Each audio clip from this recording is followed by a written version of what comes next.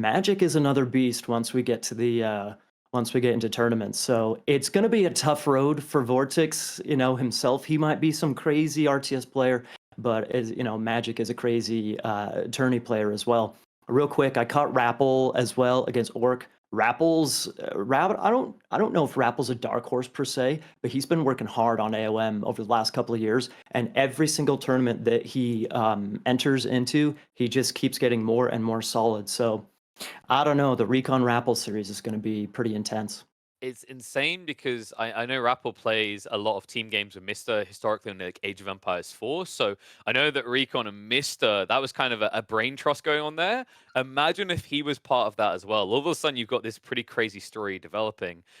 Meanwhile, Magic, it's kind of interesting because, and we're going to switch those around because we got Boy and Main in the wrong place. But like Boy, yesterday, I know we watched Magic have to take on Puppy Paw, right? And Puppy Hmm. Paw that they've had, honestly, it's almost like I call it the Master and the Apprentice, right? Because Puppy Paw is an absolute king in Age of Empires 4 at the moment. He qualified through to the main Red Bull Wololo event for that game. And there was always this kind of triangle up in Canada, as I like to call it. I always call it Canada. Don't ask why. But you had Magic, you had Puppy Paw, you had Wham. I know that deeply hurts Maiden right now. But you had these three just practicing, practicing, practicing. And it was interesting to see just how quickly Puppy Paw was picking up the game, similar to VortiX here. But one thing I noticed with Magic, and I noticed it with Mister as well, I've noticed it with these guys who just have that extra grind time. They're very confident with just playing defensive and playing to Yep. the later phase in the game because, as we know, RTS's permutations, it takes time. And when you're talking about late game, people like Magic, people like Mister should have plenty more verses there than anyone coming from different games. Well, it's funny you say that actually. There's a bit of a deathmatch kind of history behind someone like Magic. He's actually one of the best players to ever have played deathmatch, which is like basically you skip the early game and you just jump into all of the craziness that happens when you have like infinite resources. Yeah. So yeah, he's one of the best, if not the best, late game player in Age Mythology, basically period. So if the game gets there, you're going to see something happen, that's for sure. I think that's interesting as well because to that point, Maiden, like if Magic's the late game king, Vortex is renowned in every game he steps in as the early game king. He is aggressive as all hell. Ooh. That is a fair point. That's a very fair point. I was gonna mention that, but like historically, yes, Magic is one of the deathmatch kings for late game, but late game Retold is not the same as late game old AOM. Wonder Age, God Power recasts. That's honestly, it's an open field to plow, if that makes sense. It's kind of unprecedented. So maybe that gives VortiX, if VortiX maybe has a little bit of some aggression advantage early on, maybe that gives him a little advantage in that series. That's a fair point. I guess it's also the logic of like, with deathmatch, with the arena that you kind of skip to that late game. You haven't built towards it, right? In a regular Game Boy, it's going to be very different getting to that late game. There's so many different details that happen along the way. And I think maybe then it leans back into that idea that Magic having more verses, having a lot more experience in general in Myth, that could potentially be Vortex's undoing here. Yeah, I mean, there's a lot of positives with all the years of experience that the Myth veterans have got. There are some negatives, and I like to call it legacy bias. It's where you jump Mm. in, you think you know what the right thing to do is, and it just turns out in the end, no, that's actually not how it goes anymore. And you can make some real big blunders by misreading a situation. So hopefully, hopefully we can stay away from that, and we're gonna get all the best strategies and the best games coming from this series. Yeah, I'm looking forward to it. And I'm more noticing some things like Magic going into Oranos. I think we saw Purple Wham use that. I speculated that they had actually been playing that a lot in the past. Interesting thing, actually, at this point, right? We do have best of five territory, so potential for all of these factions to come out. Best of sevens ahead of us could get us even deeper. Now is kind of a point in the game where I'd say you want to start previewing that you can actually play all different factions. And what I love about Vortex here is it feels like he's taking a very aggressive line, I want to say, Maiden, right? Like I'm seeing Set, I'm seeing Kronos in there. These are, I'd say, some of the kings of sending it to your opponent that we've seen so far. Indeed. Plus Loki, there's a whole lot of Loki isn't quite figured out just yet. There's like Boyd mentioned that there's legacy bias. there isn't Loki plays so differently in Retold compared to Legacy. It was such a linear, straightforward god what you were gonna get.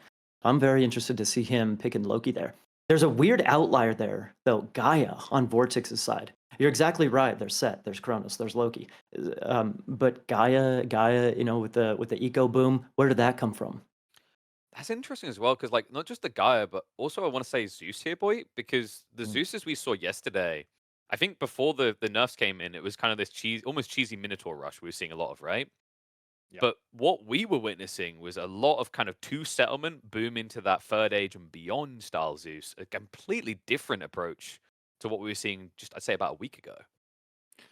Yeah, I mean, when there's one strategy that's just really, really strong and everyone just plays a whole bunch of that, you actually miss out on a lot of what the civs actually are. And I think what we didn't get to see because everyone was practicing behind closed doors was a little bit of the well, this strategy is not going to be around forever. So let's try and figure this god out a little bit more deeply.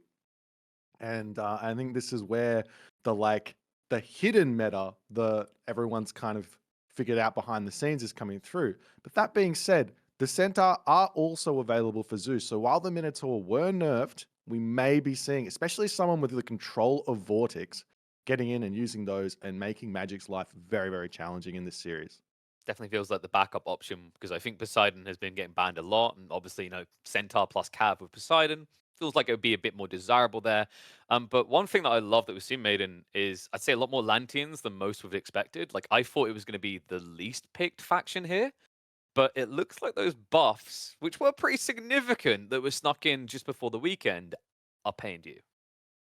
I agree, and I think I see the Magic, picking Uranus there. I know he's made some comments. Several players have made comments on favor gather rate of the different civilizations in general, but especially for Atlantean, that can be really scary with how frequently you can recast certain god powers, the spammability of myth units. So, I mean, we see two Atlantean over on Vortix's side, Kronos, Gaia, and one over on Uranus over on Magic's side.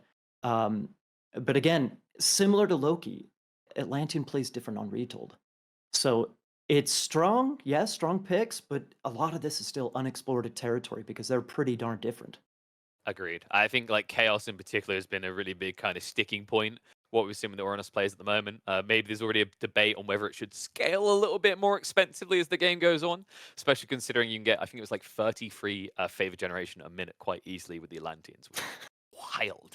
But we're not going to be in Atlantean territory to open this one, boy. We actually begin on Savannah. Run me through what we're expecting here in terms of playstyles. Like Ra in the hands of Magic. Ra recently slightly buffed, but I'd say the least picked Egyptian god. Zeus still a very potent pick in the hands of VortiX. Well, Ra, and if you actually go and watch some of Magic's content, he's actually putting out some guides and some opinions out on YouTube. It's very, very educational. He actually was saying that Ra is by far the worst god in Retold. So obviously these buffs coming in have kind of changed his opinion just a little bit. But it's the map Savannah. And Savannah, very, very open map. Ra really, really likes the closed maps where he can take the game late game. He gets that extra 15% bonus on HP for his Migdol units, which actually does bring the quality of the Egyptian army up to par with Greek units.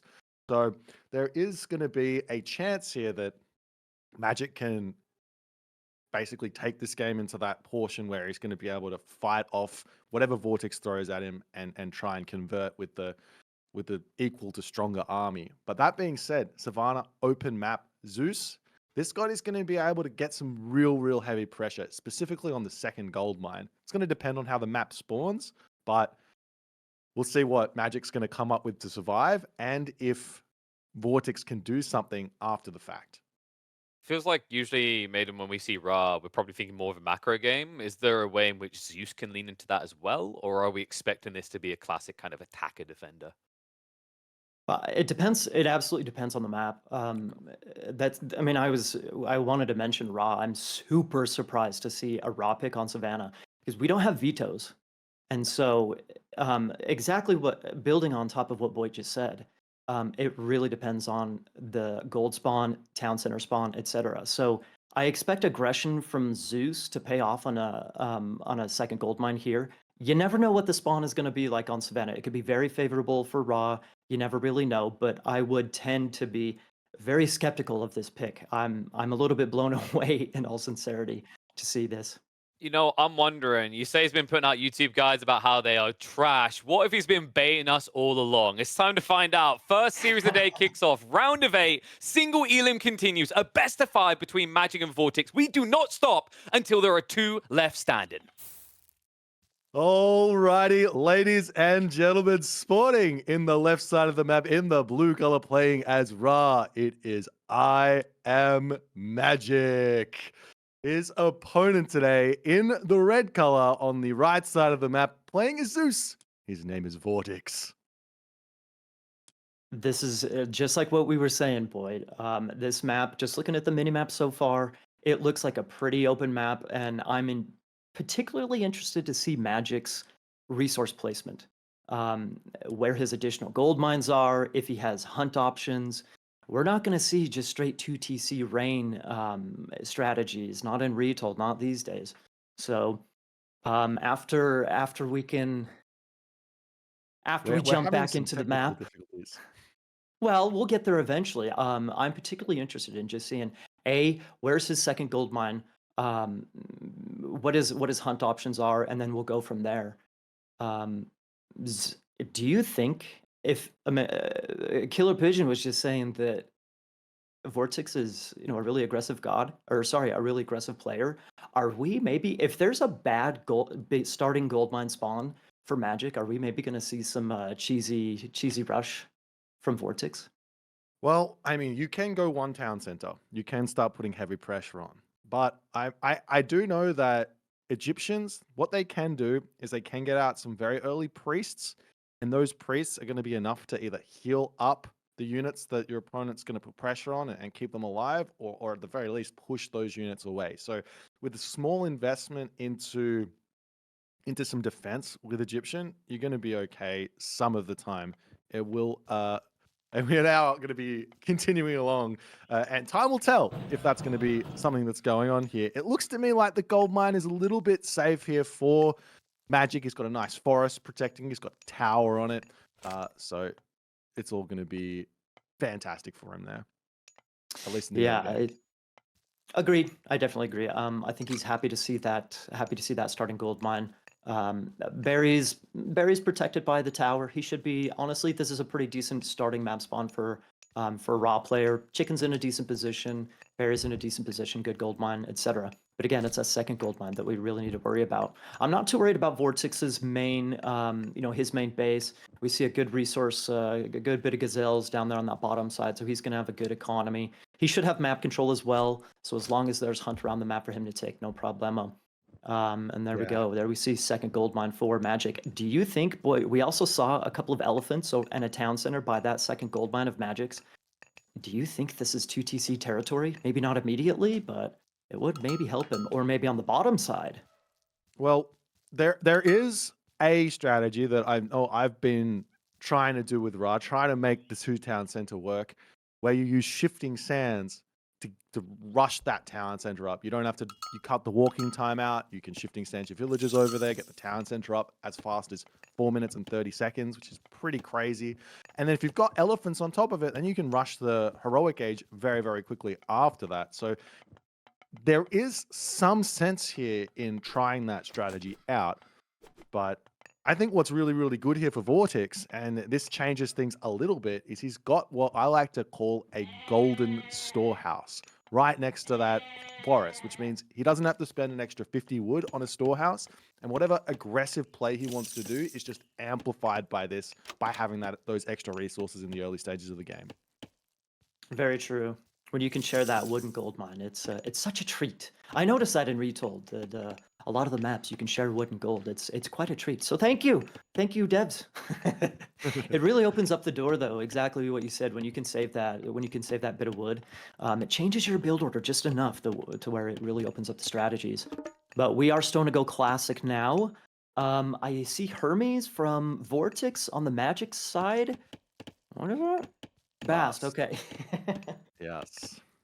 So Okay. I'm a little bit surprised to see Bast in this matchup. Only reason is because those Sphinx, you can bolt one of them, and then any sort of follow-up Sphinx, there's going to be Centaur to deal with it, or the heroes are going to be in position. So I think the reason why we're seeing Magic go Bast here isn't actually for the Sphinx. It's going to be more for that those unique technologies. He gets the Sacred Cats tech, as well as getting that Eclipse technology in, or God Power in, to hit some sort of a massive timing. Petsukos were buffed, so maybe we're going to be seeing him go for those. Interesting. And I will say one thing real quick. While the centaur is sneaking by the priest, Magic getting his priest forward. It's not too often that you see a priest building obelisks forward. And so nice scouting here by VortiX. On the Magic side, he doesn't really have any scouting. He has that one obelisk forward. That's about it. So all these 2TC strategies that we were just talking about, that's just straight up not happening. He has no idea where those town centers are. Although his Sphinx is scouting now, we can see in that far left corner. But still, Yeah.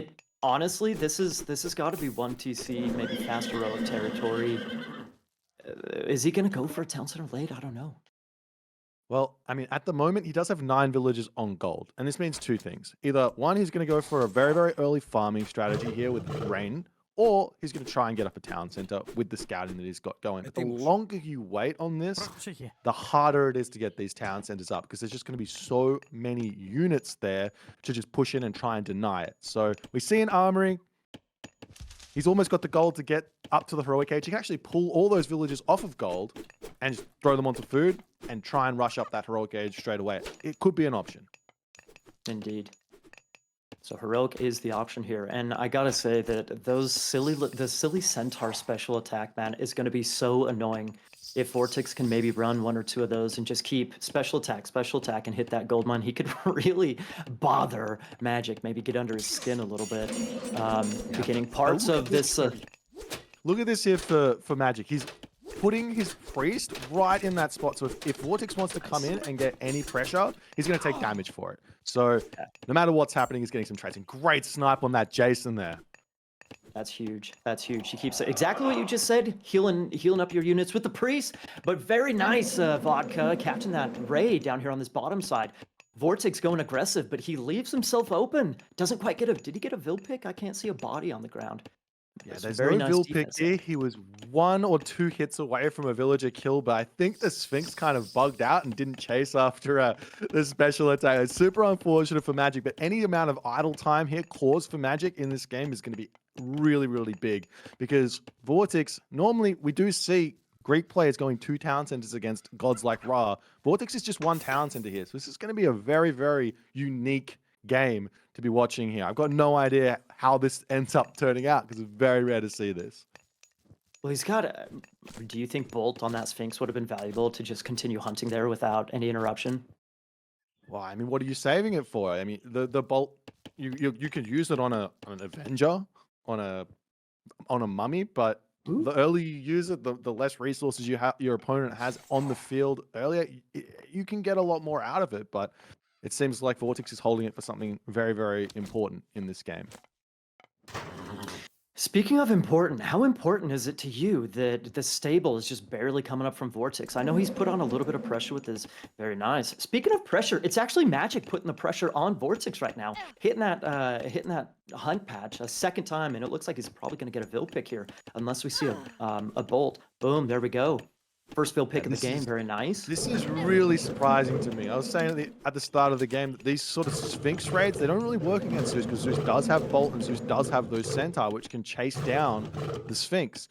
Maybe VortiX right now, he just needs to get out Spirited Charge for his Centaur to chase those Sphinx down, and he's going to be able to take them out. And there's those Centaurs coming in, and we're going to start seeing those Sphinx getting picked off very, very quickly. And Magic taps Eclipse to get away, but he loses one anyways. He still loses one, but he does have the one on the woodline. He does have the one on the woodline. Is VortiX paying attention?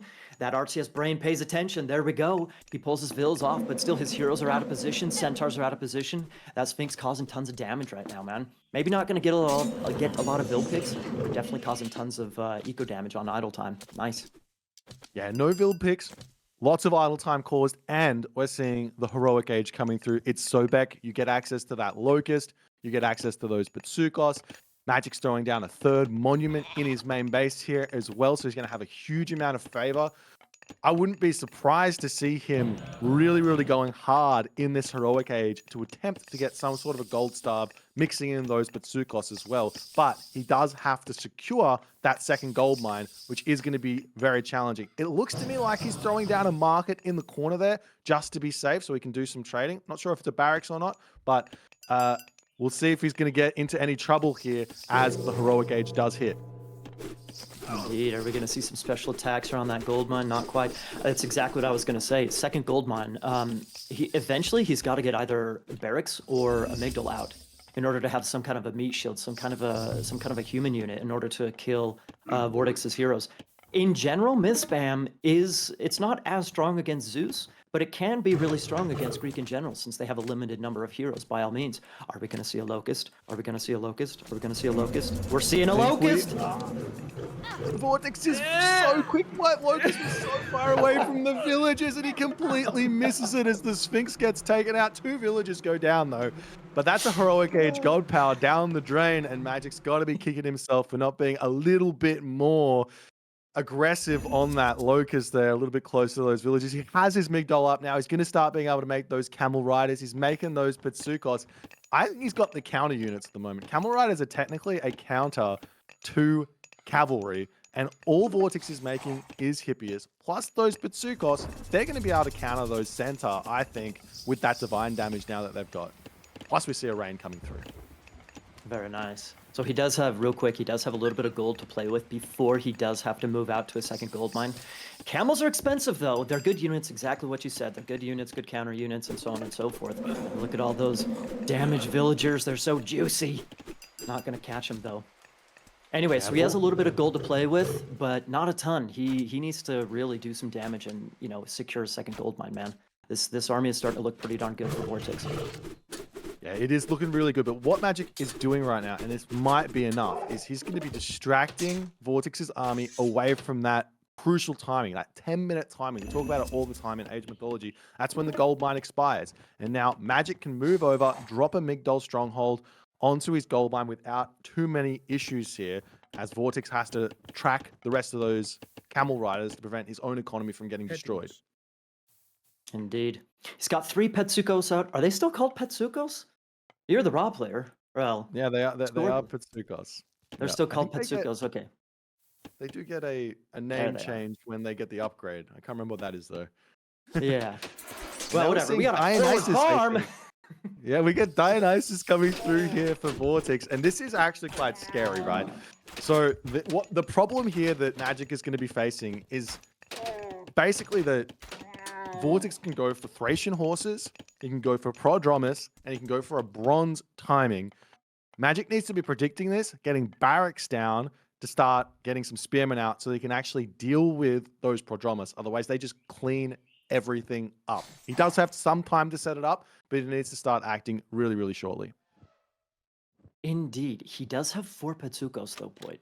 What's the plural of Patsukos? Patsukos, yay? Is that what we were going with the Hippias? Whatever, anyway, he's got the Patsukos. Is that a 5th Patsukos there? That's a lot, man. You can snipe those Prodromos really quickly. He needs to keep them safe. Back behind that gold mine, behind the Migdol. He's got 2 Migdols, by the way, so he can get a nice camel spam going in all sincerity. Yeah, I mean, that's is that enough to counter? Yeah, I mean, you're so right, because the Prodromus, they have low pierce armor. So Patsukos, they're also doing that divine damage as well, so they're just going to completely melt those. I didn't even think about this. This is a really, really great idea here for Magic. Got a bolt on the Patsukos. Here we see. Are they going to be able to... First of all, he's focusing down those centaurs first. These Hippikins are pretty... Hippias are pretty darn strong. Only a couple of camels left over, boys. Is he going to be able to hold this? The Hydra's even coming in. Here comes the bronze as well. I don't know if he can hold this, dude.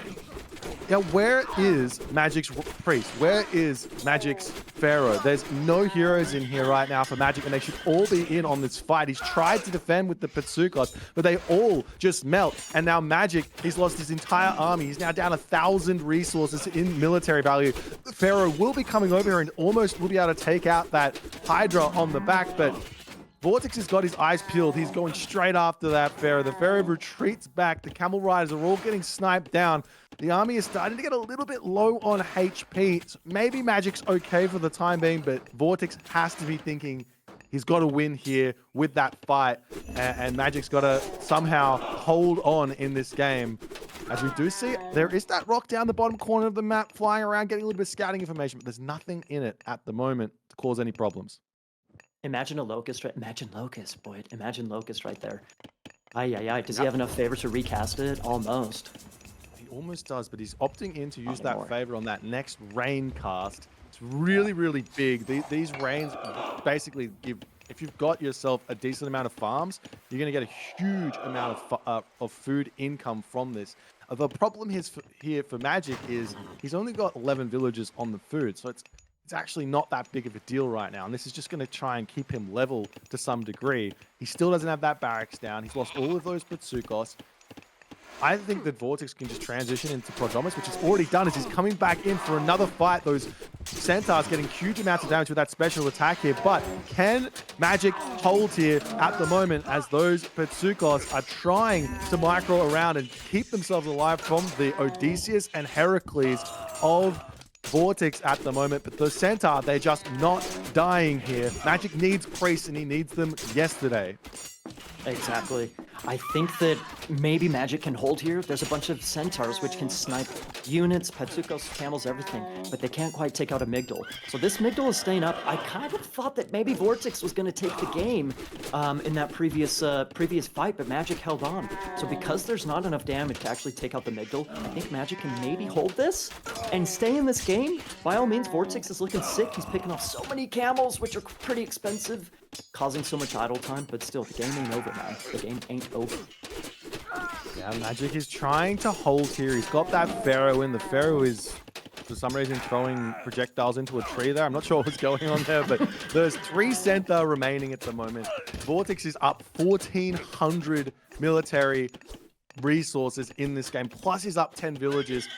Magic, he has to create something here. I think he's got to retreat back into his base or something while hitting some raids back onto VortiX's economy here, because VortiX, he hasn't been touched anymore. He's defended all his villages beautifully throughout this game. He's got all of the momentum now, and I'm not really sure what the next stage is, the next step here is for VortiX, but as the old saying goes, when you're ahead, get more ahead. He's going to be getting himself a town center to increase his economy here. Indeed, I'm with you. I'm not sure where you go from here. Magic's next step is to just survive. Maybe VortiX just continues doing what he's doing. He's already so far ahead. Just keep up the good work, possibly. He needs to be careful, though. We're starting to mix in some chariots. You mentioned the Prodromos have low pierce armor. It's indeed true. Let's see how much better the chariots will fare against his Prodromos. Still, it's not a big army, but it's scary enough that it's going to cause more idle time here. Yeah, the problem with the chariots in Retold is they're actually also classed as a cavalry unit. They're an archer and a cavalry unit. So while they do get decent damage done onto the Prodromus and they can snipe them very, very quickly, if the Prodromus can actually get onto those chariot archers, they're going to be getting huge damage done. As Magic is now villager fighting, and he's going to be losing all those villagers to the special of the Centaur. What? What's the ceasefire? Was there a raid onto the town center? The second town center? Or was this a misclick? No. I think VortiX is trolling here. I think VortiX is trolling. I'm a little bit lost. Was it a misclick, or is he just trying to rub the salt into the wound of all the damage he's doing on that gold mine? Where did that come from? Did he maybe see the rock and thought something was happening when it wasn't? There's one potential thing here is I know a lot of StarCraft players. I think VortiX has come from that RTS game at some point in his crazy career in RTS dominance. They use their F keys for a lot of different hotkeys, and the F2 keys the F keys they are your god power hotkeys in Retold. So you might have just misclicked it or something like that, but.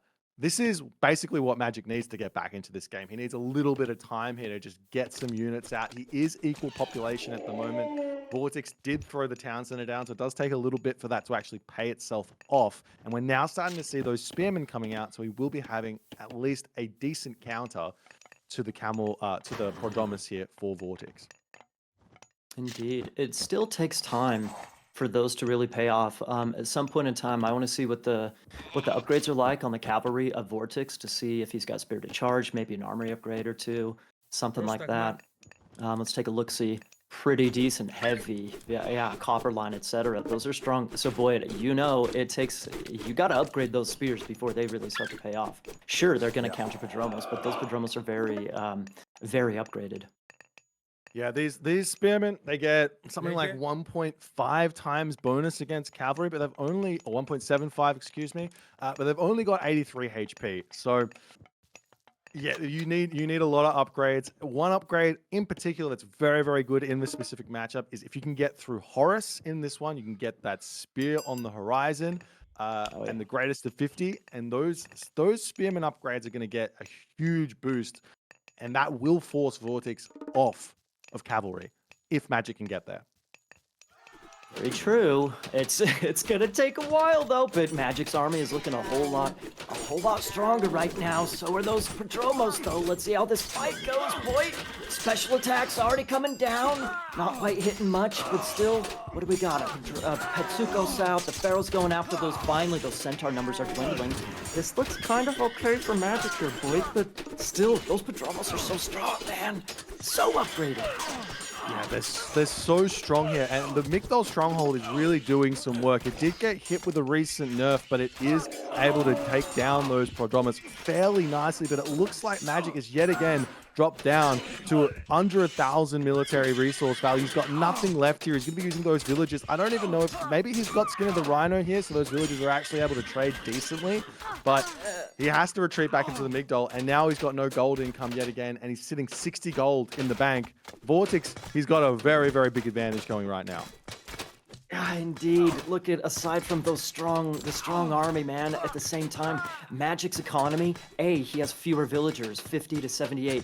B, his villagers have been idle for so long, unfortunately. So the economy of VortiX here is just, is out of this world compared to Magic's, unfortunately for Magic. So he swapped over to those spears.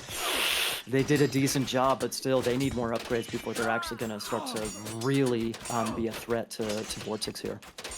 Yeah, and here's the other thing, right, mate? Even if VortiX doesn't win the game right now, this gold mine of Magic, his second gold mine, it's about to expire. So Magic is now going to have to throw up a different Migdol Stronghold somewhere else on the map to get even more gold mines. He does have one behind this kind of base that he's set up, but I think Magic's still got a little bit of a road to go to keep himself alive even after saving himself in that fight there. Yeah, honestly, at this point in time, kudos to Magic for still being in this game. And by all means, VortiX has a huge advantage here, but Magic's still alive. He's still fighting back. So kudos to him. I think most players, there's a reason why he's in round of 8 right now. There's a reason why he's such a legend in the game. He ain't done, man. He ain't done. So let's see if VortiX can capitalize. He's a good enough RTS player. He should know how to capitalize, but does he know how to capitalize and finish off a game in Age of Mythology? Interesting question. Well, this is the thing. The only time you really ever should be resigning in an Age of Mythology game is if you've actually got 0 gold income and you can't build any more military units. You can always make something happen. As VortiX, he's going to be rushing in onto the farms here. These town centers, these towers, this Migdol here does get some serious damage done, but causing that idle time is also really, really big. Now we're talking. We see the Prodromos, the idle time is just awesome because, Magic's economy has just been a little bit rough compared to VortiX's in general. We saw him just drop a fortress forward. That's game ending right there. Potentially. We're getting into that game ending territory. We see that he's queued up Hera to go mythic. He's pre-queued that, so once he gets the resources, if you look at the global queue, bam, bravo, there it is. Lightning Storm, that's one way to counter spears, for crying out loud. Then he's going to have Siege on top of that, coming out of this forward fortress. I think VortiX's position is looking good. I just said that, does he know how to finish a game? It looks like it. It looks like it. Well, yeah, Lightning Storm, we've all seen how much damage this God Power can do. There is a counter to Lightning Storm. Basically, all you got to do is retreat away from it, and you can save a good chunk of your army depending on the speed of the units. Spearmen are pretty quick at 5.0 speed, the chariots as well. So you can get out and save yourself, but it controls the area beautifully. We're seeing Metropolis coming through as well, and those are going to be able to start cleaning up these buildings of Magic. And Magic, he's going for a third town center. Magic's been in pretty rough positions before, and he has been able to find some pretty miraculous comebacks. We'll see if he's going to be able to make something happen here. He's still got a whole bunch of those Bazookas as another bolt coming down there for VortiX, but he decides it's not time to attack just yet, as he's going to pull back and wait. He's just spent the resources on Mythic Age and Fortified Town Centers, so there's a lot of resources tied up, not in military. There's no rush here. Take your time. Close this game out properly. Well, he's got the range siege. So, you know, there's really no... that does kind of give him an opportunity to put pressure on Magic while not necessarily having to invest tons and tons of resources into fighting. He is kind of moving forward here, but there he goes. He's pulling back. 2 Petrobolos there. Again, that range siege. By all means, Magic, his eco's pretty weak compared to VortiX's. It's going to take a lot of resources, a lot of precious gold if he wants to try and repair that Migdal and keep it up. So I love the range siege, man. We don't see it enough, in my opinion. But it's a good move here. I think it's a really good move. He's choosing to engage, though, Boyd. I think he can just chill out, back off, bank up a couple res, get some upgrades, and he's chilling. By the time Hera comes in, he's chilling. The one thing here that VortiX is doing really nicely, and Magic is countering it pretty good himself here, though, is with running forward with those Prodromus, the Toxotes are actually able to snipe down those spearmen that are coming through. So he's losing a little bit, but he's killing off a little bit. I think Magic is getting some good trades here, but the numbers are staying still pretty low. It's a 40 population difference at the moment, and Magic is trying to spend all his resources, but it is very, very challenging. Oh yeah. We're going to see Hera in here in about 20 seconds or so, 30 seconds or so. The Migdal's staying up for now. The numbers for both players, military numbers for both players are dwindling. Those talks are pretty sick, honestly. They're no Hades talks, but by all means, they're still shredding pretty hard. We see that the spearmen are heavy spearmen. I don't know what other upgrades they have, but they are heavy spearmen. So they shred the Prodromos pretty darn quickly, but they still get shredded themselves against the talks, unfortunately for Magic. Migdal is still up here, Boyd. Is he holding this? I don't know. Lightning Storm is getting dropped down straight away. All of the units of Magic right now are going to get cleaned up. If he doesn't retreat, he's going to be running for the Migdal stronghold. The Lightning Storm also gets some good damage done onto buildings as well. Villages getting taken down. Everything is going to be falling. Migdal gets taken down there as well. Magic is now down to 85 population. VortiX is at 175. He's got a huge advantage. Champion Cavalry comes through immediately. Look at the building queue of VortiX as well. He's got so much in production to reinforce. As Magic, I'm not sure how he's going to be able to defend this with just a handful of spearmen. He needs some answer to those Toxotes. He's using that siege tower really, really nicely, but VortiX is microing it beautifully himself. There is an option to spam out some mercenary cavalry at the moment and or mercenary infantry, but Magic doesn't have the resources to do that, as the Prodromus and the rest of these units are going to be storming in onto this base of Magic. I don't see anything else as Magic there. Going to be tapping out. GG, VortiX claims game number 1. Oh man, what a spicy game number 1. Magic held in there. No, we started off with, in my opinion, a controversial raw pick, but he held in there. Was he coming back? Okay. I mean, Lightning Storm to really put the nail in the coffin there, but he turned that into a game, man. Bravo to Magic, but I'm not going to lie. I'm a little impressed here by Mr. VortiX. I'm a little impressed. Bravo. Yeah, that was incredibly solid play. What we saw here from Magic was an attempt to use those Petsukos to counter the Centaur. And in reality here, it just seems like they're just not quite enough. Potentially the better play would have been just get some priests out. Priests are pretty good at killing off those Centaur en masse. Yes, you can't chase them down or anything, but you can't chase them down with Petsukos either.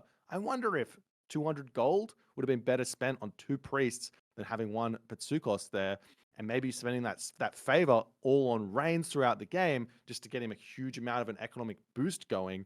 But in the end, that's the game there for VortiX. We'll be moving on to game number 2 relatively shortly here, and we're going to be seeing Uranus versus Set.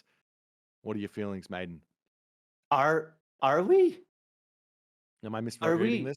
No, there's no, Gold we're not. We're Rush? seeing Isis versus Loki on Gold Rush. I'm silly. Boitsing into the future, folks. I'm not sure how he's doing it, but it's impressive. I think we're gonna go into Isis against Loki on Gold Rush. This is interesting because Magic, by all means, Isis is proving to be really strong in Retold. Ancestors Eclipse, just in general, everything that Isis has at her fingertips. Anubis is really strong. Ancestors Eclipse, shenanigans, stuff like that. And of course, Magic is an exceptional Egyptian player. But this map specifically, Gold Rush, that can, I'm not sure about Retold. And so, boy, correct me if I'm wrong. At least in old AOM, sometimes you can start with either 2 gold mines inside of your base, 2 starting gold mines, sometimes 1. It's kind of like Ghost Lake in that manner. So I think Magic is really hoping for the 2 gold mine spawn. Gold is very important for Egyptian. We were already talking about that in the previous game with Ra. But after the gold mines in your base, everything else is forward in the middle of the map. So it's can be a little bit sketchy there. What do you think? Well, Gold Rush, this is a map with all the gold in the center. Obviously, you're rushing to the center to grab all that gold. This is what this map is all about. It's a very aggressive map. It's a timing attack orientated map. Isis is the queen of controlling a position in Age of Mythology. Ancestors, Eclipse, Migdol, Stronghold. We're going to be jumping into this game right now, and we are going to be seeing VortiX spawning in the left side of the map as Loki. I'm excited to see what he's going to be coming up with. Loki does have access to that Heimdall, which is going to end that Njord to push through the big power of Isis here. Magic on the other side of the map, spawning as Isis, as we're saying, red color. It's going to be a very, very exciting game. What are you thinking, Maiden? I think that Magic is, thanking his lucky stars. Exactly what we were just talking about, the double gold mine spawn. We see not only does Magic have 2 gold mines in his starting base, they're also in pretty darn good positions. We're gonna, jump back into that game here in just a moment. But I think as long as we're continuing on that map and there's no difficulties, there we go. Yeah, look at those puppies. Beautiful, man, beautiful. He's got towers around him. That's wonderful. He's loving those gold mine positions. I have a question for you, Boyd. I know that Walking Woods has been proven to be so strong on the ladder, and throughout the qualifier, despite a slight nerf. Well, I guess there's a nerf and a buff to Walking Woods with the latest patch. But you talked about timing attacks. Loki also has Bragi.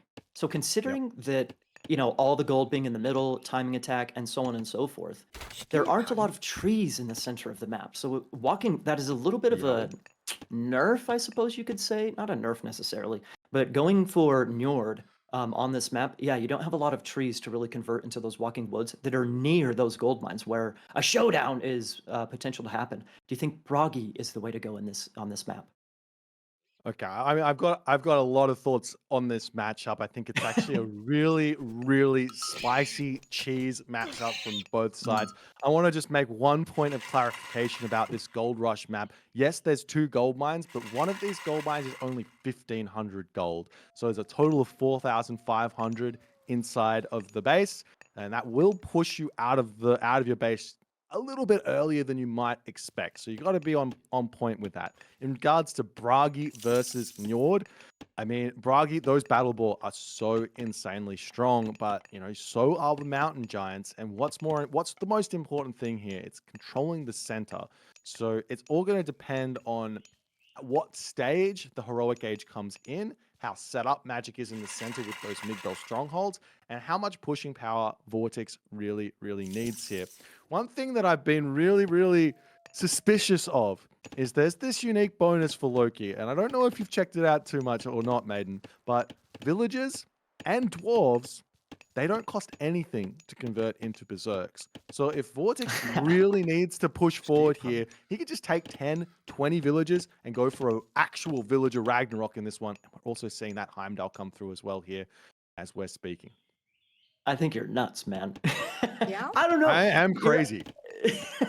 No, you're absolutely right. Converting the villagers into the berserkers, it's free, and so for Loki, like you just said, that would be just about as YOLO as I can imagine. What if? Oh, In regards to Bragi versus, Njord, what if he just converts almost his whole economy into berserkers, and then he just gets some nuts flaming weapons? That's like a flaming weapons Ragnarok push almost for Loki, in the heroic age. There's maybe some potential there. I think it would be very YOLO, and it would be very not memey per se, but that would be very YOLO, and I think I would just die out of excitement if we actually saw that. I think it's maybe viable, and in a big tournament, sometimes cheese and surprise. Sometimes it really pays off when your opponent doesn't expect it, man. Yeah, and if we take a quick look at the resources right now, I haven't seen anything coming out just yet for VortiX.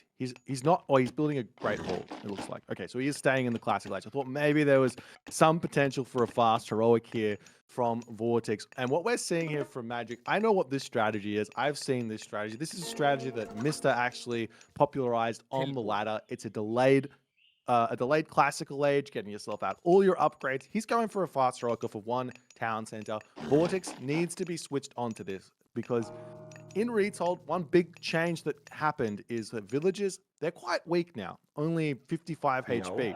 Ancestors Eclipse, I don't know if that got much of a buff or not, but it definitely feels like it's very good at killing off villages.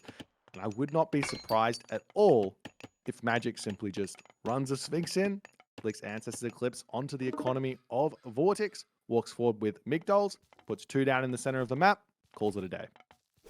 Indeed. And, like earlier on, we were talking about how Loki plays so differently compared to in Retold, compared to old AOM.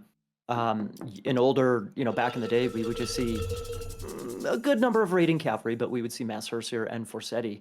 That's not the case necessarily. I think this Sphinx is going to get a little bit lucky and find those Vills over there. Hello.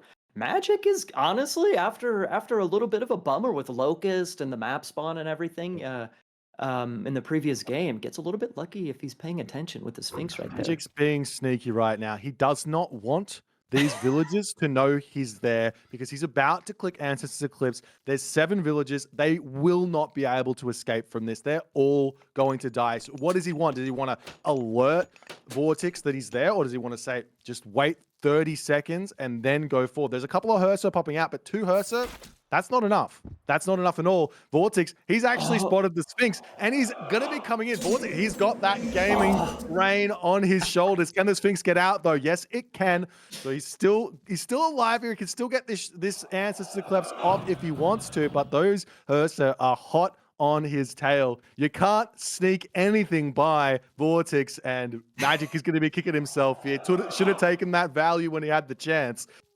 And the Sphinx is out of there. Man, can I tell you something, boy? There's a little bit of a nerf in this recent patch to the age up time for going heroic is just a little bit slower. So that was a little bit of a nerf to go into, this Ancestors Eclipse fast heroic. And he goes for it anyways, despite 3 Hersier being right there. He goes for it anyway. I guess when you gotta commit, you gotta commit. Is he gonna find any Vills? Only 3 Hersier. Do you know how many Ancestors you get? Is it 12? Is it more compared to back in the day? Nine or 10 minions, I believe. But the thing is, it doesn't even matter for Magic if he gets any villager kills right now. What he wants idle time. But VortiX, he is running his villagers all the way over the other side of the map here, and Magic is not going to be able to find them. But he has idled VortiX economy for the entirety of this Ancestors. We're seeing Magic trying to put a Migdol stronghold into the center of the map here, but VortiX, he's going Njord.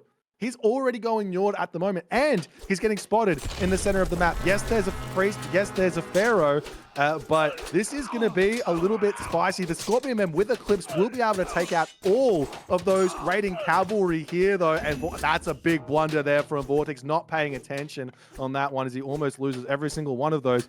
Scorpion Man's now going to be scouting around the map, trying to find where those hunting villages are. Magic's not going to forget about them, and he's actually going to run straight onto the berry bush there. Still 5 seconds left of Eclipse, and the Scorpion Man's going to get some mad value, but Walking Woods cast it down into the main base of Magic. He's got access to that Undermine. He might be able to just kill off the town center of Magic. Magic's got 500 gold in the bank, though, so he can get some more priests out. The priests are already in position, though. I'm not sure he even needs to. I think this is, and look at the Scorpion Man. That's so sick. We see the Scorpion Man cleaning up those villagers. Amazing. The priest and the pharaoh are ready to go. Boy, blunder? Was this a blunder from VortiX trying to go for the TC like that? And he Yep, just calls it? Clearly it is. He's just lost all of his food villages. He just was idled in the rest of his economy for an entire minute here in this game. He's lost all his raiding cavalry. His walking wood's dead. Magic's got the center control. That game's over. That was so clinical there from Magic. We all knew what Magic was going for. And VortiX probably did as well, but he just could not defend here. Solid game there for Magic. A very solid game. I guess VortiX answered the question. Bragi versus Walking Woods. It didn't quite work out for him, so maybe other players need to go back to the drawing board on that one. Possibly well executed by Magic. Honestly, he even despite having his Sphinx caught, despite having his ancestors a couple getting picked off by those Herseer, he still did a good job, man. Trying to cause idle time as much as possible. He kept his eye on those berry pickers eventually. Nice execution by Magic. Real quick, Boyd, I think that was a really important win for Magic because by all means, we already talked about he's a beast of a tournament player and so on and so forth. Magic is the tenured Age of Mythology player. So, VortiX is the newbie. He's the newcomer. He's a legend, but he's to this game. He's a newcomer. So I think that Magic has a, I don't know if he's considered the favorite necessarily. Both these players are beasts, but my point is that if he goes down 2-zip to VortiX in a best of 5, that really does a number on your mental, on your mental state. And so I think, getting just a really quick win, yes, it was a little bit cheesy, but just getting a quick win levels of playing field. I think that's important for the life of this series, honestly. Personally, I want to go to 5 games. Yeah. Well, here's the thing. Magic, I think he was maybe a little bit overzealous on that first game, picking that Ra. I'm not sure if he just didn't feel like there was another god to pick in this matchup that would have really helped him out. There's Frey in the roster still available. I'm not sure what else I'm missing here that he could have picked apart from Ra, but Thor. that next Thor, he's got Thor in the roster, right? I'm not sure what else we're missing, but anyways, point is here that extra win to just level the series and just go, you know what? No, VortiX, he's human. I can beat him, and he can level himself going into game number 3. And we're seeing Uranus versus Kronos. I got some opinions on this, but have you seen much Atlantean thus far, man? What do you think? I don't know what I think. The only Atlantean that I've seen has not been a mirror, so I don't know what to think. In the past, I think one of the biggest things for this matchup is probably the difference in Uranus from what we would have seen back in the day compared to now. Uranus doesn't quite have the same power with the speed of his units and Shockwave being maybe a little bit weaker. Some people are, have that opinion. So I would maybe say that Uranus maybe a little bit favored here against Kronos, but it maybe depends on the map spawn. What do you think? Well, the one big bonus that Uranus gets now, right, is that he gets the 5 favor Sky Passage. But guess what Kronos has to really counter that? He's got Deconstruction. You can feel very, very safe with the Sky Passage out in the corner of the map, but if you get spotted, that's just going to get deconstructed, and you're going to lose all of those citizens. So Magic's really got to be switched on right now and understand that his Sky Passages in this game do not equal villager safety in the slightest. And also, I think this is why I mean, he doesn't know which god Magic is picking before he picks it, but he goes with the Kronos here. I mean, to build a little bit on which god is going to be the stronger one, this map here, Ghost Lake, the weakness here, or the problem with Ghost Lake, the big thing you got to overcome to find your victory is that second gold mine, because it's very far away from your base. So in that sense, you can Sky Passage out to it, skip a little bit of walking time, but yeah, it's going to be a challenge to keep yourself on there. So we'll see how these guys are going to go. Kronos does get those double myth units spawned, so in the early game, he's going to be enjoying that. Yeah. But Uranus has Shockwave, and Shockwave means most times that's a 1 fight.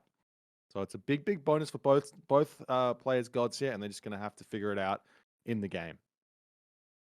Indeed. Real quick, I mentioned Gold Rush, the 1 or 2 gold mines spawning in your base.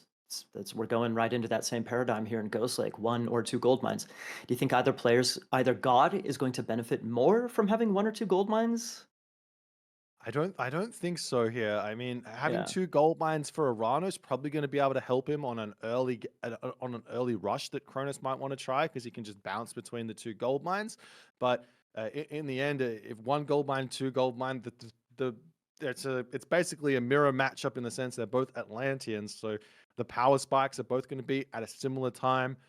So whichever one finishes, whenever you have to go to that second gold mine, it's all just going to be about solid defensive play and really, really good aggressive execution as to who's going to come out on top here.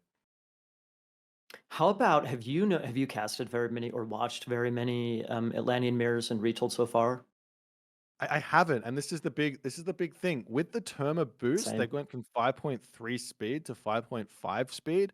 They actually become a lot more useful, specifically in this matchup. I would say they're probably also a little bit more useful against Zeus and Hades as well because their Hippias have only 5.5 speed. But we're going to be moving into the game. We're going to be finding out together how this one's going to be going. Magic spawning in the blue color in the bottom of the map here as Oranos, as he's going to jump straight onto the balls and onto the trees. His opponent VortiX in the top of the map with the Chronos, getting ready to scout out with those oracles and get everything around here. Most important thing when this game starts off is goats. What are you feeling right now with this map spawn, Maiden? Well, I'm not. I don't know. I don't know. We can't quite tell how many ghosts the players are going to pick up just yet. I think hunt spawns are going to be, fairly equal. We can see, I think the key points here are probably Vortex's forward gold mine. I know there's 2 starting gold mines, but there's maybe some potential in pressuring that. Maybe. It looks like the hunt outside of the base is pretty exposed. We can see up in the top corner for Vortex, there's some up there. So it'll really depend. Down on the bottom side as well, there's a nice little patch there, not too far away from his base. So looking pretty good in that department. Similarly for Magic, yeah, there's another hunt spot. Similarly for Magic, he's got some, exactly what you just said, boy. With the sky passages, since villagers, including citizens, are a bit squishier, they're a bit weaker in Retold these days. They die a lot faster. So maybe it is viable. A lot of players are timid to go out for those exterior hunt patches, but with the sky passage, maybe that caribou patch in the bottom corner and the berries, maybe that's viable for Magic. I don't know. Well, I would go in so far as to say that maybe both players here are just going to stay in their base, get as many Yeah. goats as they can, stay in their base for as long as they possibly can, and just try and keep those citizens alive. Because raiding with Mermillo, raiding with Terma, that's going to be very, very effective here. And not only that, there's also that shockwave factor Mm. for Magic. There's the deconstruction factor to kind of take out a whole bunch of villages if Magic is a little bit careless. But that shockwave factor, you can't really play around that. If your villagers get caught out, shockwave comes down, you're losing every single one of those. So VortiX has got to be very, very careful. True. Yeah, we might not see a lot of dynamic gameplay just yet, unless a player decides to go outside of their base. Really, the only place, again, the gold mines maybe just a teensy bit more exposed here for VortiX on the front and top side of his base compared to Magic. So maybe there's some opportunity there for a little bit of harassment. But yeah, I think I agree with you. They'd probably start off pretty passive first little I part of this guess game. I guess the one thing that can really change how this game's going to go is we are seeing some 2 very different god picks going to the classical age, Oceanus and Prometheus, is the relics. Now we haven't really talked about relics much in this series thus far, but relics in Age Mythology, they are incredibly important. You can get relics that reduce the cost of your age up. You can get relics that increase your archer's range, and it can really, really change the game. I'm not sure which ones are in here, but we are seeing VortiX. He's going to be going for a cheeky little temple time shift, and he's going to be ready to put some serious pressure on it. Hero improved speed there is always going to be gigantic. Sister of Ooh. Bast, that's a gigantic relic there as well. 15% reduction across the board there. Osberg Wagon, late game S+++ tier relic there as well. And Staff of Dionysus to get a little bit more of that villager regen in is going to be a huge deal. Every single one of them is worth picking up. There's never really a relic you don't want to grab. So we'll see when the player's going to go for them. as Magic is desperately trying to get up his barracks as fast as he can so he can get out some hero units to defend himself. Yeah, kicked off of that wood line so far. Is that banner going to be destroyed? That's lost resources right there, man. That's a very constructed banner. So that's a couple of lost resources right there for Magic. Nice little bit of damage. I don't think that this little bit of a rush is going to do all that much damage, but that picking off that banner is definitely nice. Definitely nice. Any little bit of damage here is a big deal. We're seeing VortiX opening with Terma, and honestly, this is something that makes a lot of sense to me in Retold. 5.5 speed Terma. What are you going to be able to beat with those? VortiX has got that micro, that marine micro from, and also the Archer micro in Age of Empires 4 and all the other RTS games. So he's going to be able to shoot and scoot all the way through here. I don't even think that Magic's going to be able to get any damage done onto the Terma in this game if he's just going to be making Mermillo. But what he does have is that bite of the shark. So if he does get onto these units, it's going to be lights out for VortiX's Terma. So he does have to be a little bit careful here. Indeed, we see one barracks Mermillo compared to double counter barracks Terma. Again, depending on, and a Carnivora getting thrown out to try and take this fight right here. Not too shabby.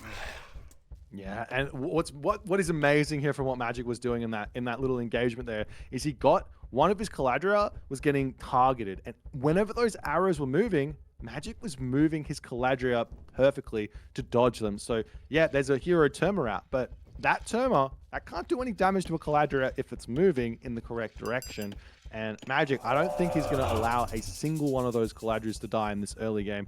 They're so good. They've got this burst heal ability, which can make a almost dead unit go back up to full HP. They've also got a pacify ability, which is going to slow down enemy units so that he can chase them down. And also just a regular healing thing going on, which is also very strong. And that's the usage of those Caladria is really going to be a telltale sign for how well Magic is going to be doing in this game. Indeed, that little special, exactly what we're seeing here, the ability to slow down a unit and pick him off.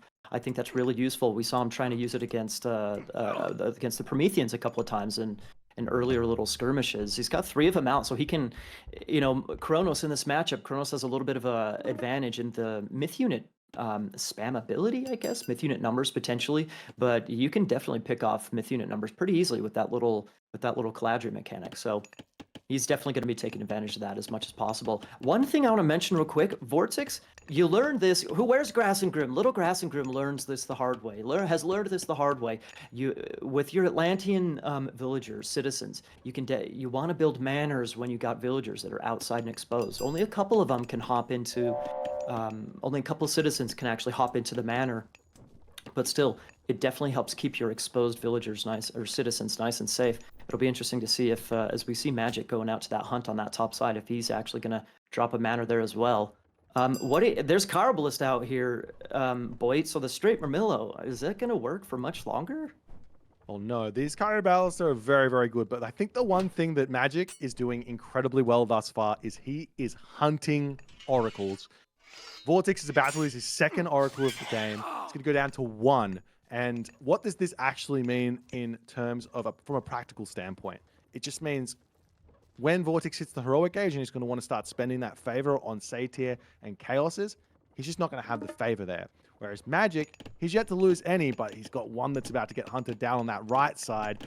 Neither player really keeping their Oracle super safe in this one, but just maybe here, Magic is going to be able to keep that Oracle alive and get some sort of a revenge kill here onto the Termas. If you get in with the Caladria, not fast enough. Good snipe there for VortiX, and I imagine here, VortiX is probably going to be retreating away. A Shockwave getting dropped down there by Magic. He's also pacifying the Carabalista on the back. Those hero Mermillo need to get in and try and snipe down the Carabalista, otherwise he's not going to be able to win this fight at all. Gets down very quickly. Valor coming through to get that HP back up to full for VortiX, but all of the Carabalista are going to get taken out, and now the Mermillo come through to carve everything else up, and VortiX will have to pull out now.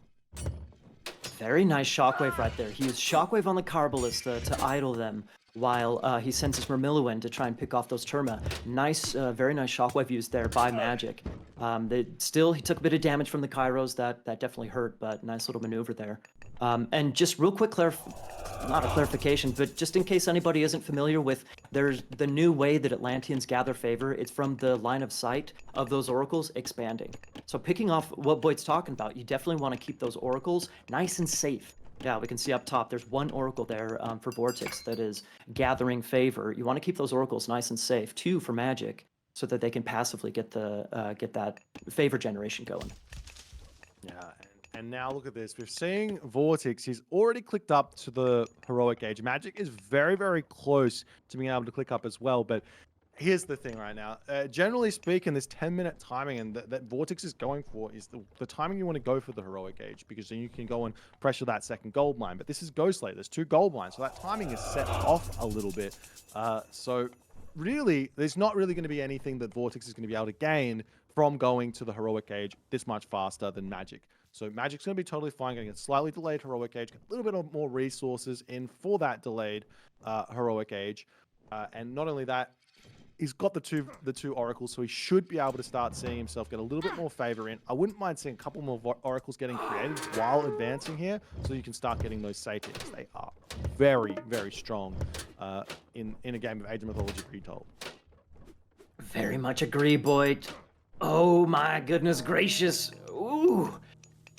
What a nice little defense there against that potentially game-ending raid right there, VortiX, avoiding losing any citizens, barely any idle time right there. Whew! Magic almost had a giant raid right there. Instead, he's maybe going to lose a couple of Murmillo running through the base against those satyrs. Boom, there's one. Boom, there's a second. And Whew! now we're also seeing the Empyrean speed coming in as Magic's going to be swinging back up to the top side of the map. VortiX not respecting Magic's multitasking here, and he's going to come in and he's going to kill off. Oh, he's getting chaos to keep these villagers alive, but I think they're going to be able to chase down anyway. If Magic wants to, he can use his shockwave there to keep those citizens alive, but very, very lucky there for VortiX to keep those citizens going.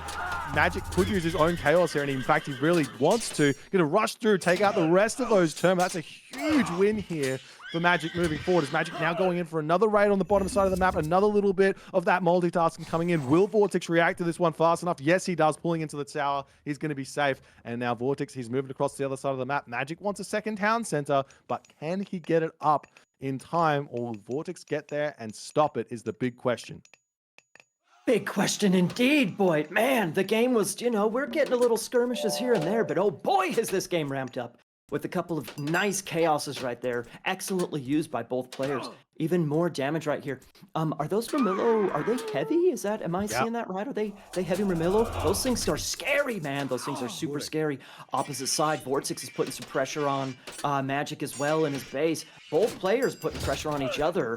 I don't know if we have villager kills just necessarily. Boom, we got the double view right here. Action on both sides, baby. Very nice. Hard to tell who has the advantage right now. What do you think, Boyd? Well, we're now seeing the Satyr coming out. VortiX has just sniped one of those Satyr with a Contarius hero. That's absolutely huge. Magic's got up some watchtowers, which will be able to keep him alive in this position. But at the moment, Magic just does not have out the hero units to take out VortiX's Satyr. And VortiX, he's controlling Magic's gold mine. Magic needs to figure out how to get onto another gold mine very, very shortly, because he's about to be expired on the left side there, it looks like to me, at the very least, with how much gold is left there. And at the moment, 1.1k military value for Magic. It's going to be a difficult position for him now to keep himself alive. He actually gets that market deconstructed. We can't sell any resources anymore. That's absolutely huge. Magic is still okay, though. He's still okay. He's got a gold mine on the other side. He's totally fine at the moment. Nothing to worry about here in terms of Magic tapping out anytime soon. He's getting the military resources back in. But I mean, Maiden, this is getting very, very spicy. 2 town centers versus 1 town center. Population pretty similar. If you had to give an advantage to someone right now, you'd probably give it to Magic. But where to next? Well, I mean, we see very different army compositions right now. We see Terma, obviously, that are already existing, but we've seen some Contarius on the side for, what's this bucket? For VortiX as well. And there we go. There we see our first Sky Passage. He rebuilt the market as well. I just got to mention, I think it's completely hilarious to deconstruct the market as soon as it's built. I think it's so funny. I also think that it's so clutch that Magic built that town center on the bottom side, because he's got that almost secures the gold mine down there. So he shouldn't have any gold concerns. That he does have a citizen advantage right now, 8 citizens, or no, 5 citizens right now. So he's just going to have that eco advantage more and more and more. VortiX needs to do damage. VortiX really needs to do damage in order to not get left behind in this game, honestly. At the same time, Magic needs to make sure he invests in military, because the Sky Passage is great, but still, if your villagers are just hopping back and forth and they're not gathering, they're basically idle. So by all means, Magic can't underproduce on military, otherwise he could get himself into a sketchy position. At the moment here, both players very low on favor. 4 oracles out for Magic, but he can't really do anything with it. He could click a shockwave here and try and engage. He does have 2 of those saves here to the 3 of VortiX, but it's still going to be a challenging fight for him to take. I don't really know where the rest of his military are, but he's going Arcus against Terma Contarius. This is a great composition for VortiX to be having in this one. As we do see the shockwave coming down, the Galadriel here could start flying back and forth over those arches of VortiX to distract away, but we'll see if Magic can get the units out to defend. He's still making those Arcus here in this one, as it looks to me like VortiX is managing to win this fight and push Magic back. As Magic, he's got to figure out a way to get onto resources and get resources spent here in this game. That town center is going down. The town center's definitely going down. There's so many Contarius. Dude, he was making Arcus. By all means, Arcus are such a great unit, right? They're little snipers, man. Those things are scary. They're a sick unit, but literally, Contarius and Terma. And okay, there we go. That's one way to secure a gold mine, dropping a palace on that top side. Bravo, very nice. But he's sacrificing a town center and maybe the market once again in order to get that gold mine on the top side. Anyway, he was making Arcus straight into counter units. What's up with that, man? I think it's just that's the legacy bias there that we were talking about beforehand. Like, that Arcus and Destroyers, that is a unit composition that just is so insanely strong in the old game. In Retold, though, with good micro, those Terma, they're no slouches. They're going to be very, very good at taking out everything. We will see the Sky Passage go down. The town center goes down as well. I mean, I was thinking here that Magic was well and truly in the lead, but after that fight, losing that town center citizen, they're both in a similar position now because of that citizen count. But VortiX is up 2k resources in military. The question is, can Magic somehow win a fight here to continue in this game or not? Indeed. He's starting to push into this main base. I don't know if pushing into the main base is the play. There's a little bit of gold left in the main base of Magic, but up on that top side where that palace is, I think that's where the game is not necessarily going to be won and lost, but that's the next big crux of the game here. He's still going for those Terma, dude. He's still going for those Terma. Or sorry, no, the Arcus. He's still going for those Arcus, man. What is up with that? He needs some Vermillo or something. What is happening here? Yeah, it's not making any sense at all to me, but I mean, even on top of this, when VortiX is going to win this fight, and then he can just walk up to the top position, deconstruct that palace, and Magic is going to have to tap out. In fact, he's not even going to have to do that because Magic taps out right then and then. VortiX takes a 2-1 lead here in a very, very crazy turn of events. What is happening here, Maiden? I'm wow, I don't quite get it, man. I don't quite get the Arcus play.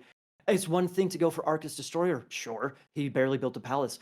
He was already building a bunch of Murmillo, but he seemed to just sack the Murmillo numbers in order to go for Arcus. I'm not sure.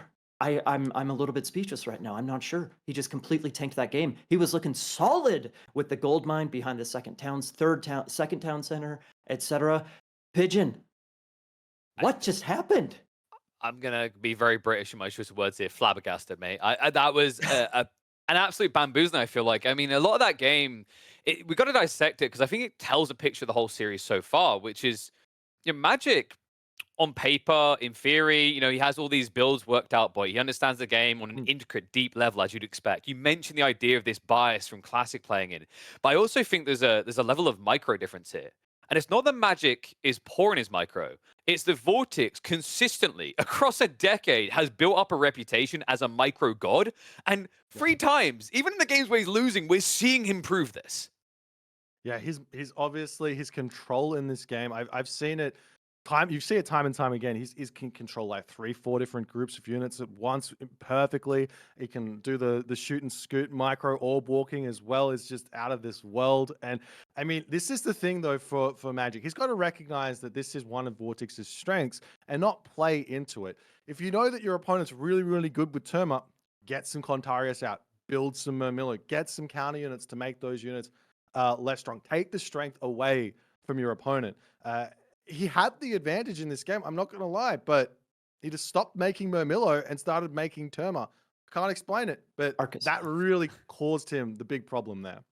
Yeah, the Arcus spam was coming in mid. Like, to that point, maybe, to his defense, I'm wondering, was Magic maybe expecting a transition, right? Like, instead of countering what's there, was he trying to say, okay, I'm going to deal with what he's doing next, because if I continue on this path, I'm just going to be losing more? Well, I think it goes to the legacy bias, because that's exactly what this matchup looked like back in the day. Is that you didn't make, if you made Terma into the heroic age and past that, you were kind of scoffed at, criticized a little bit. There's, because Arcus, just the other compositions, the other units, they're just better straight up. But I don't know, every unit can be situational. They can all be really good situationally. And honestly, in this situation, the Arcus didn't quite cut it. It's kind of wild as well, right? Because, like, boy, compared to some of the other Age of games, I'd say Myth leans more into a more heavy counter system in some cases, right? Like, coming from 4, we talk about like soft countering, where archers can still beat horsemen in high enough numbers. But maybe, like, in VortiX's mindset, that actually helped him here. Like, the idea that maybe I can just play one unit comb into an insane situation. I mean, we saw moments where it backfired. I think the Chaos was a pristine example. It's like, if you see Mass Terma, that's a jackpot Chaos right there. They kill each other so quickly. Yeah, exactly. The counter units in Retold, they've got a gigantic multiplier against what they counter. Their base damage is quite low, huge multiplier, so they can take out what they want to take out very well. You've also got those standard units that don't really do that at all. They just have high base damage, and they're going to soft counter what they counter. But so you have a little bit of both, column A, column B in Retold. But yeah, I'm flabbergasted as well, KP. I'm flabbergasted by this series. I mean, it's interesting because I'm still going back to that game 1 and trying to dissect the Ra made. Maybe it was a bait pick. That was my thought, is Magic was trying to throw VortiX's draft off. But, quickly summarize what we're heading into here. Does it feel like there's an advantage, or does it feel like VortiX has read him ahead of time? It feels like that's what Magic is trying to do. He's trying to surprise VortiX with whatever he doesn't expect. The Raw pick on Savannah. We see Thor is upcoming. We got Thor against Gaia on the next map, Elysium. So it kind of feels like he's trying to play several steps ahead of VortiX with his Arcus, etc. I don't know if it's working out for him though. It's going to have to work out now, though. There's no room for mistakes. Match point on the horizon. VortiX, he can taste the victory, but can he slam it in 4, or is Magic going to take us to a 5th? Let's hop into Elysium to find out. Ladies and gentlemen, boys and girls, tables and chairs sporting at the bottom of the map in the blue color Plague is Gaia. It's VortiX. His opponent in the red color, playing as Thor. On his tournament life is on the line right now. It's IamMagic. Magic is going for just delicious build order. Wouldn't you say, Boyd? You're one of the build order boys. I'm a fan.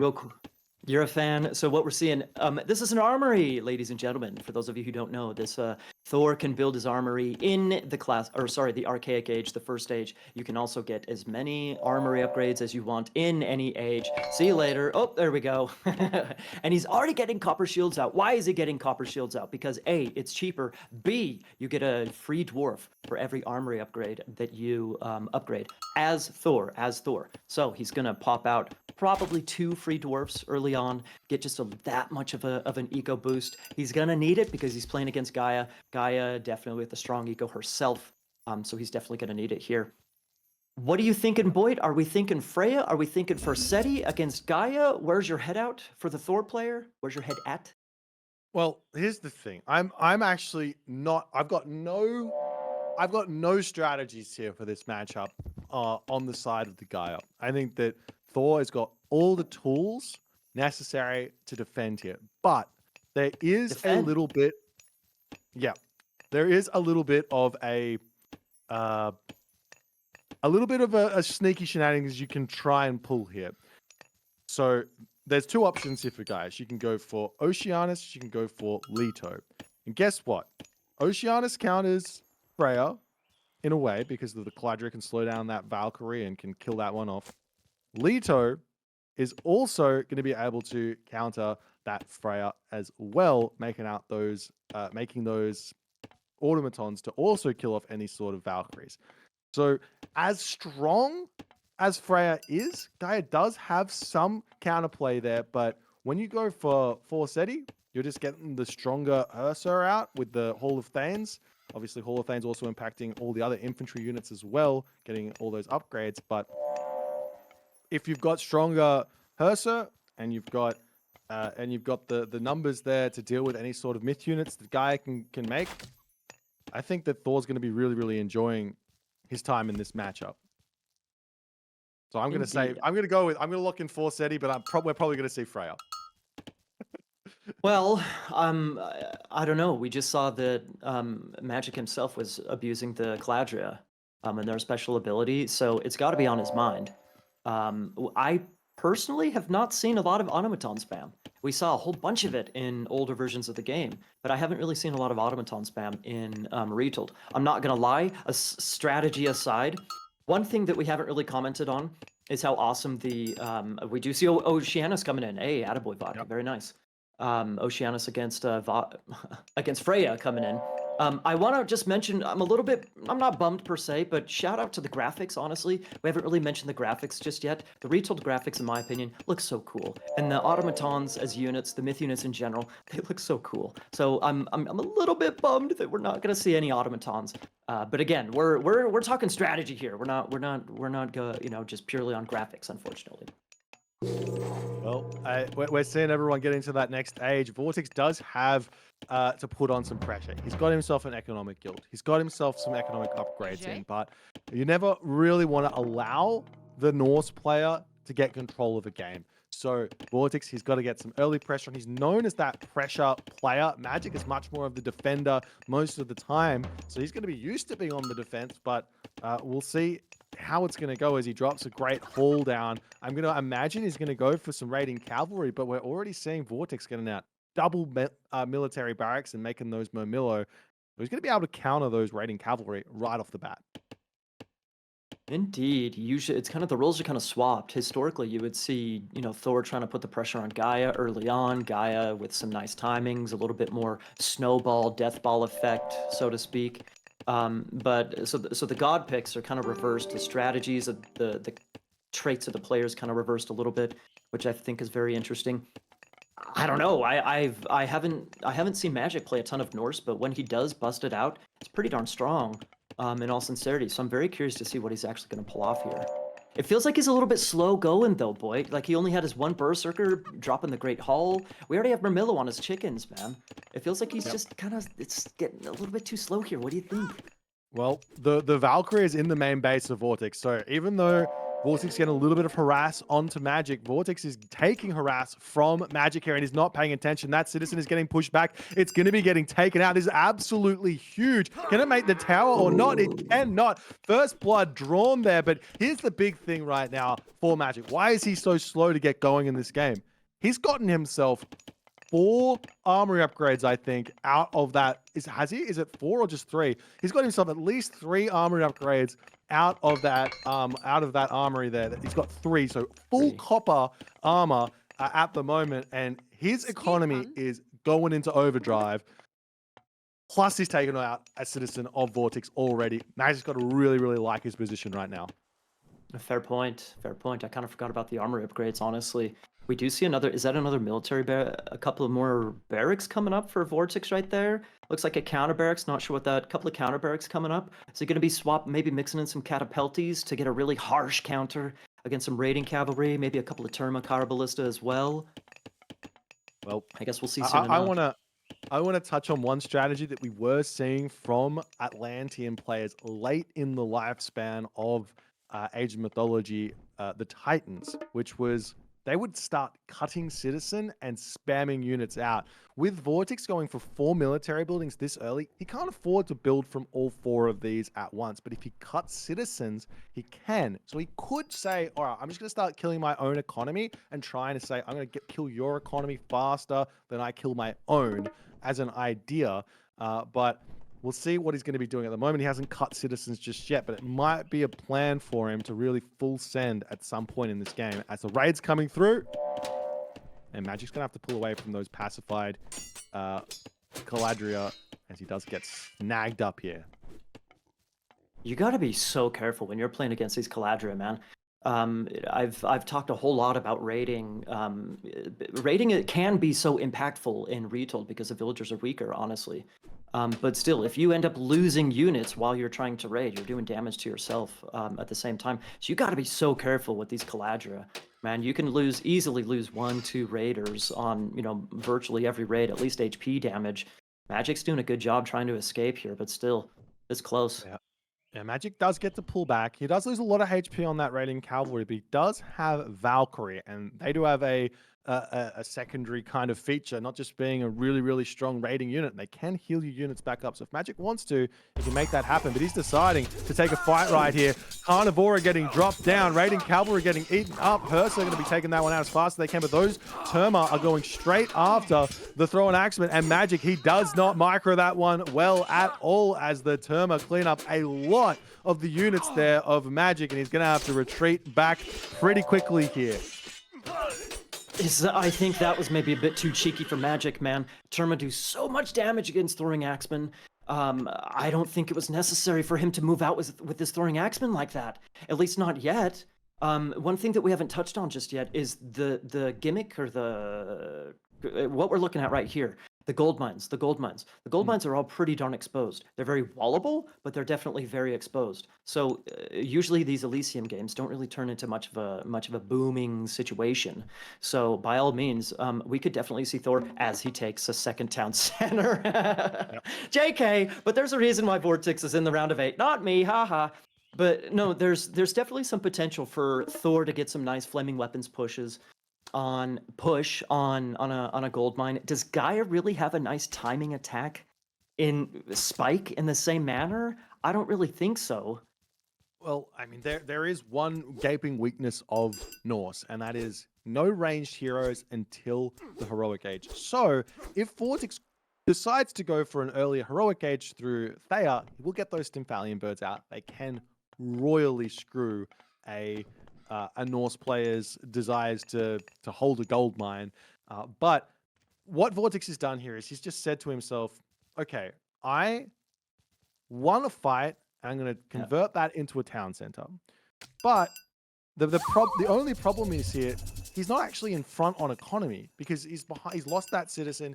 He's behind on villages because of the Dwarven Armory upgrades. So while he wins the fight, I think Magic, he's going to be having a really, really easy time now putting pressure onto VortiX. And I'm worried for VortiX when it comes to the second gold mine timing here that's about to come up. I think I agree. I mean, I know it's making a ooh. Are we gonna see it again? Are we gonna see it again?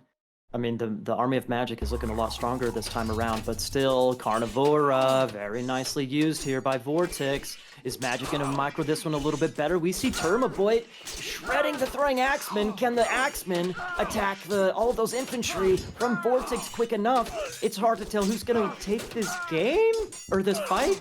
Maybe look at a little bit better. Honest, don't forget, boy, he has a whole bunch of upgrades. So these aren't naked units running across the map. I completely forgot about the armor upgrades. You know, silly me. I think those armor upgrades definitely pay off. Magic's got medium raiders, he's got medium infantry. VortiX also got his medium upgrades as well, but no armor. Plus having the military numbers advantage in that fight means Magic comes through and he hard wins it there. At the moment, VortiX, he's still mining gold in his main base, but I don't know how much is there, but it's got to be like 200 gold tops remaining at this point here for VortiX. 50 gold remaining here. So he is going to be very, very scared very, very shortly. Now, one thing he can do, being on 2 town centers, starting to get a little bit more citizens out, could decide to just hang out in his base here and get a market and get some trade action going to try and build up an army as well. But look at the resources in the bank here for Magic. He's floating so much food and wood at the moment, and he's about to lose all of his edge on the military as VortiX is able to hold on here, as maybe Magic overstayed his welcome. I agree. What was up with that fight? He smashed that fight around that gold mine that we saw earlier. He's completely smashed that army of VortiX, but he kind of wasted that advantage. I'm a little bit, I think, does he maybe have a couple of Valkyries in the queue? He's got 4 Valkyries queued up. Man, it's almost like he needs another temple for crying out loud. He's got to get numbers out, Boyd, because right now VortiX is pushing across the map. He just lost all of his military, and look at all of that exposed economy. Oh boy, oh really boy. Well, yeah, VortiX, he has to put pressure on now. He's looking like he wants to go to the heroic age. He's not actually close to it, but he's queued up his god already. We see another Carnivora coming through here. Magic, he's got the right idea. Get those Valkyries out because there's not any heroes really being made by VortiX, but VortiX is just controlling these Terma so insanely well in this game. He's able to take out every one of those thrown axemen, and Magic, he's not controlling them well, his own thrown axemen at all. He just needs to be retreating back, dodging side to side. You can dodge those arrows, those spears of the Terma, not easily, but with some nice control, you definitely can be making that happen. But now the Valkyries are coming through. The thrown axemen need to take out that hero Mamilla in this fight. If he does so, he should be able to finish off those Terma and keep himself alive. But, you know, as we're moving on here, that second town center is starting to pay for itself in spades. And I think that VortiX here is going to be able to continue putting pressure on here in a really, really big way. Population differential, 20 population lead here for VortiX at the moment. Let's see how he's going to be able to go.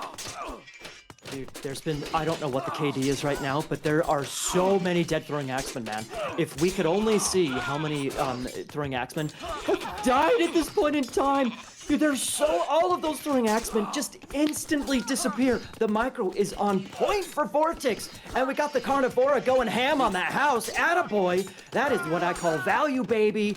More value with a little bit of some idle dwarven time here. Those miners. Dude, it's going to take some time for these Valks to pay off. He needs some supporting units, but honestly, the Valkyries might save him. He's got 1, 2, 3, is that 5? 5 of them? He can heal those up, maybe heal a bump, make sure he tries to rebuild his throwing axeman numbers to try and pick off any infantry heroes. Is there a world where he goes for berserkers maybe to get in on those, to just complicate the unit composition? Instead of just going straight Valk throwing axemen, VortiX is doing such a good job picking off the axes. Is there a world where he goes for maybe some more Herseer numbers? Something. Look at all those heroes, man. At the moment, VortiX is just like, all you've got is Valkyrie. I'm just going to convert a ton. Yeah, imagine Forest Fire. It's time to use that dog power. Magic is just holding on to it. The units are hugging the forest at the moment, and Magic is refusing to use it. It does open up his gold mine, but I think he has to go for something here as the front line heroes were taken out. The Valkyrie's still going to be pushing forward, still taking a decent fight as this fight is going to continue. More of those Terma heroes are getting converted. More of the Mermillos are getting converted here. VortiX somehow able to have all of this favor to make this happen. as the throw and axemen there, they're not going to be able to help all too much, as not many raiding cavalry are left over. Magic has got a lot of units in the queue, but maybe he could be doing with a few more military buildings to spend all those resources to kind of get out. Maybe even thinking about getting some herdmen out here to get onto those Terma a little bit better and finish those off. But now Magic, he's got to bail on the gold mine here. He's got himself only 16 favor in the bank, so can't cast that second usage of Dwarven Gold Mine. And he is in a lot of trouble with tournament life on the line. What can he really do? He's got a villager group over on the top side of the map, so he can jump onto a gold mine up there. So he's still got some life in this game. I'm sweating, Boyd. I'm sweating. This is match point. That carnivore is doing a great job against the house, but still, I am sweating, man. These guys are beasts. I can't even believe that VortiX is up 2-1 in this situation. Magic is still okay. We're big fans of the house, apparently. I'm going to be out. He gets value. Come on, do your job. I think it's going to be very interesting. I want to know, Oracle's on the gold mines. I want to see what the vision is like for VortiX. Does he have his eye on all of the gold mines? That's the name of the game right now. He should see that he's killed a whole slew of Valkyries. So I don't know. I mean, we can see it. Magic needs 60 gold in order to cast Dwarven Gold, his god power, his first god power, in his base for a gold mine. So I think VortiX right now could be thinking, I've killed a bunch of Valkyries. There's no way he has enough favor for a Dwarven gold mine. I just need to keep my eye on those gold mines and finish off this game. And he does have his eye on most of those gold mines. Thank you for that vodka. I don't know. There's the market, by all means. There's the market, but we see Scotty coming in. I don't know. Is Scotty going to be big enough? Is Scotty good enough, Boyd? Where's your head at? Look, there's one thing here that every Atlantean player, when playing against Norse, is always going to be fearing, and that's Ragnarok. I'm not saying that it's going to be easy for Magic to get there, because he's only now just hitting the heroic age. He's going to have to throw down a hill fort. He's going to have to get himself 2,000 resources, food, 1,000 gold, and the 2 minutes it's going to take for him to get to Balder.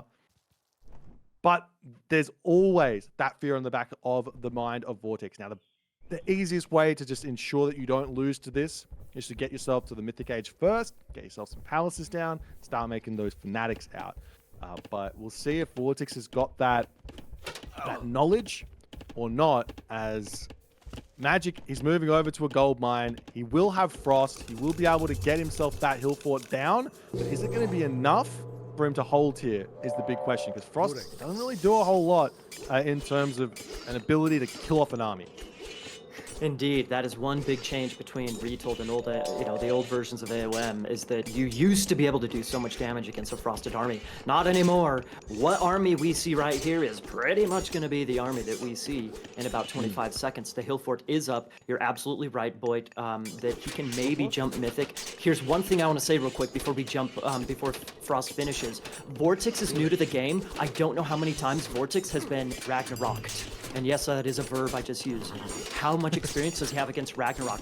Execution is everything for Ragnarok, in all sincerity. Execution is everything. We even have double hill fort coming up right now. Okay. Double hill fort, there's a lot of berserks in this fight. They're going to be able to completely clean those termites. He's also getting Huskal out, which are an insanely good counter to Termas. They're throwing axemen there, going after the Caladrius to take those out. Those catapulties that VortiX were making here, they're not going to have much value here moving forward, but with the 2 hill forts and everything else, I don't know if he's got enough here to hold, but it's going to be a close one here for Magic, as all of those units are falling. The Behemoth is going to be coming in to clean up these hill forts as well. The villagers on the gold mine now getting targeted down. He's going to have to pull those off there. Maybe creating some berserks from those villagers wouldn't be a crazy idea to keep himself alive, but VortiX, he is in front by 13,000 score right now, and he has got a gigantic army in the face of Magic. I'm not sure what else Magic can do now. He's also going Mythic Age already, and VortiX cleans him as Magic taps out. Upset of the tournament thus far, Maiden. Upset of the tournament. VortiX pulled it off with the double hill fort. I thought he would survive. Pigeon, I thought he would survive and we would see game 5. VortiX pulls it off. I think it was because of the, did he use Trader? I think he used Trader on He used the Trader on Frost the Giant. Frost Giant. Yeah, he converted him over. On top of that, I think like everything became so tunnel visioned around the Terma. Mamillo cleaned up that fight, right? They were pretty much unhinged, untouched. They dominated towards the tail end, and just a better unit to have at the end of that fight to keep that pressure up. A little bit better at diving, but boys, what an insane set overall. I mean, you know, favorable seeding here, right? I think Magic was seeded second in the world, but turns out that sows the seed of his destruction, able to stay on the opposite side of the bracket from Mister. But who knew that VortiX would come in guns blazing with just 2 weeks of practice, boy? This is insane. I've been so absurdly impressed by the rate at which VortiX learned this game and he got to this level. This is something that is, I don't think I've ever seen this before. Like, normally when someone goes, you know, how long does it take to learn Age of Mythology? I go, maybe you can get to a pretty competitive level in like 6 months. 2 weeks? Are you kidding me? It's insane. Like the way that they operate as well. I've watched the way they play this. Like VortiX is, they will sit there 8 minutes in, they're like, okay, yeah, I know enough, and they'll just surrender, right? That's the way they work. We've watched them do that in competitive Age of Empires 4, a game that has a much longer average game length than Myth, right? Like we always, you know, as a broadcast side, we kind of dread when him and his brother face off because they scrim together. We've legit had 5-minute GGs between those two in elimination matches. That's how wild they can be, and sometimes it pays off dividends like this. And I am excited, man, because Recon and Repel, that's going a little bit of distance. It could be either one, but either one that shows up here, I think are in for a rude awakening when they encounter VortiX.